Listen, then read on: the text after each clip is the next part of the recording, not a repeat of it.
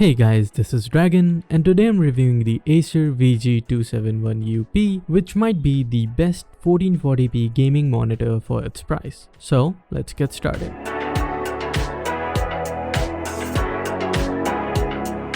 So first things first, this is my first monitor review and I don't have any fancy equipment to test the response times, the color accuracy or anything like that. If you need those details, I'll link a review Rtings did in the description below. This is just going to be my experience with the monitor after using it for about 4 months now, and reasons why I think this might be the best 1440p gaming monitor in India for its price. The review has 3 parts. First, I'll give an overview of the monitor and talk about its hardware. Then I'll talk about how it performs in gaming and content creation tasks, and then the conclusion. With that out of the way, let's get started with the overview of the monitor. The VG271UP is a 27-inch 1440p 144Hz IPS monitor. It has a pretty clean design with thin bezels. It has one DisplayPort 1.4 port and 2 HDMI 2.0 ports. In the box, we get the monitor, the HDMI 2.0 cable, the power cable, and the stand. The stand isn't really the best. It has some tilt adjust, no height or swivel adjust, but the monitor does support a VESA mount if you want any of that. It also supports FreeSync and is in turn G-Sync compatible, though you need to use DisplayPort for that. And DisplayPort is actually what I'd recommend for everyone to use with this monitor. With the external features of this monitor out of the way, let's now get to the thing that makes this monitor truly special, this display panel. Now, at first glance, it seems like a normal 1440p 144Hz monitor. But the thing is, this monitor uses the Enolux M270KCG-K7B. The long model name aside, if you guys are unfamiliar with this panel, this is the same IPS panel used in monitors like the Razer Raptor or the Aorus AD27QD. Monitors that cost almost double in price, and it's one of the best 1440p IPS gaming panels in the market right now, with the perfect balance between being good for gaming and content creation. When it comes to gaming, 1440p is pretty much going to be the new sweet spot for games. It's much more crispier than 1080p, and at the same time it's easier to run than 4K,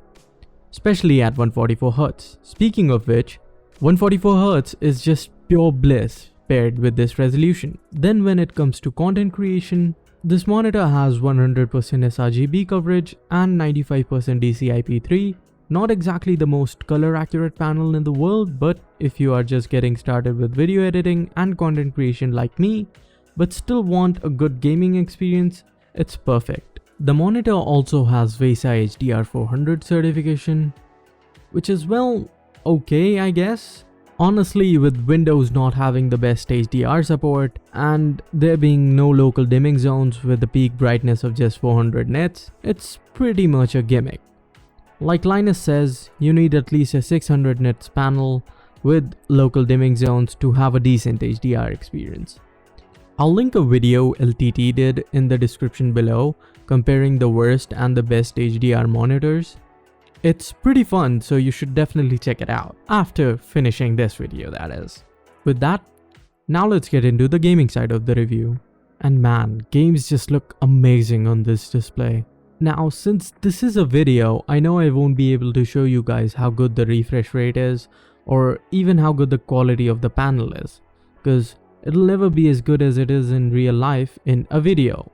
But I'll still try my best. Also, before I talk about my gaming experience, you guys should know that I'm running the monitor at 1440p 120Hz instead of 144Hz because I also wanted the 10-bit color depth, which just doesn't work at 144Hz. It was a fair trade-off, to be honest, considering there isn't that big of a difference between 120Hz and 144Hz, and also none of the games that I played actually ran at 1440p 144 FPS. So I figured it's better to have the 10-bit color depth. Still, I thought I should mention it. Now, I used to have a 21-inch 1080p 60Hz IPS monitor, So this was a pretty huge upgrade in size, refresh rate and resolution, and man was it worth it. In the FPS genre, the games I played were Destiny 2 and Doom Eternal, and even the Call of Duty Cold War beta that came out. The experience was just amazing. 120Hz paired with G-Sync, we can't really complain. The games felt super smooth and didn't have any issues like screen tearing either.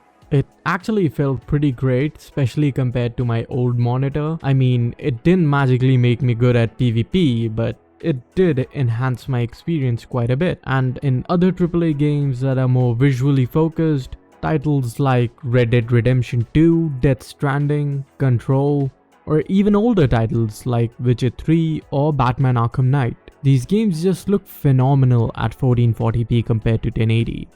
And even when games like RDR2, which can barely run at 60 FPS on my 2070, the experience was still great because of G-Sync. It really does make a difference. But the best experience I had was when I played games that supported DLSS 2.0 like Control and Death Stranding. If you guys don't know what DLSS is, I'll link a video down below from Nvidia, but basically it stands for Deep Learning Super Sampling, where games can use the tensor cores found on the Rtings GPUs and AI to upscale games to your native resolution from a lower one, with minimal loss in quality and a huge boost in performance. And man, saying that it's great would be an understatement. I was able to almost double my frames in both Control and Death Stranding without any noticeable loss in quality.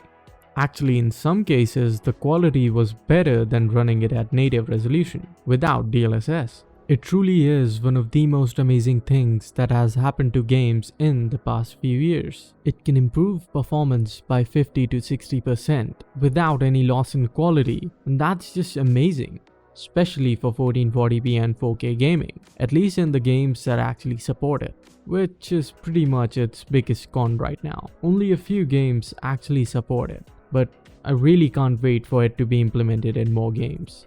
Some upcoming games that will support DLSS are Call of Duty Cold War and Cyberpunk 2077. When it eventually comes out, that is. I honestly can't wait to try them out. And that's pretty much it for my gaming impressions. It was overall pretty positive. I didn't really have any complaints. Now, as for the content creation part, like I said at the beginning, I've just recently started with video editing and content creation, so I don't think I can say how good it actually is, but in my limited experience, it has been pretty great, which isn't really surprising considering it's an IPS panel with great color accuracy, which honestly will be good enough for most of us. With all that out of the way, let's finally get to the conclusion. In the last 4 months, I've played quite a few games, and every time I've just been baffled by the quality of this panel. And not just games, even when streaming content on Netflix at 4K, even on a 1440p panel, it looks amazing. Much better than my old 1080p monitor. I always knew 1440p was better than 1080, but when you actually see the difference in quality between the two resolutions, it's just uncanny how much better 1440p actually is, especially at this size. 1440p also isn't just good for PCs, it's also great for the next-gen consoles. Mostly because of what I mentioned before in the gaming part of the review. Sure, 4K might be our future, but right now, with the console being as powerful as they are, they still can't run all games at 4K 60 FPS. 1440p 60 and 120 on the other hand is much easier to achieve on these next-gen consoles. It's already been confirmed that the Xbox will support native 1440p 120Hz, and hopefully the PS5 will too. And for then, this monitor will be perfect. Now, I can tell you all day how good this monitor is, but the thing that makes this monitor perfect isn't just its size or the display, but it's actually the price you are getting all this at. This monitor currently retails in India for 25,000 rupees, which is about $335. For that, you're getting a 1440p 144Hz IPS monitor which supports 10-bit color depth, is HDR 400 certified, has amazing color accuracy, and decent build quality. At this price, it's just awesome. The only alternatives to this under 30,000 are the LG 32GK650F, which is a 32-inch monitor, I'd give it that, but it has an 8-bit VA panel, isn't that color accurate, and it has a DisplayPort 1.2 port instead of the 1.4. And after LG, there's the Samsung. Since its model name is a bit too long, I'll just call it the LC27J. It's a 27-inch 1440p monitor. It also uses an 8-bit VA panel, which sure isn't the end of the world, but my biggest complaint with it is its display panel. It's just a 300 nit panel with no HDR 400 certification, which also isn't supported by LG. And as bad as HDR is on Windows, I think I'd still rather have it than not have it at all. But even if you ignore the lack of HDR support, the panel on the Samsung just really isn't that color accurate.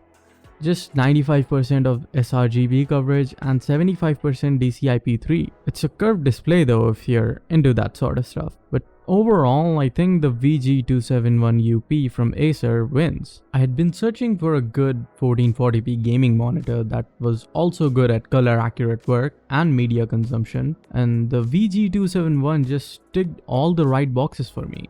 And in the end, that's what it all comes down to your personal preference. I would never recommend this monitor to a hardcore gamer.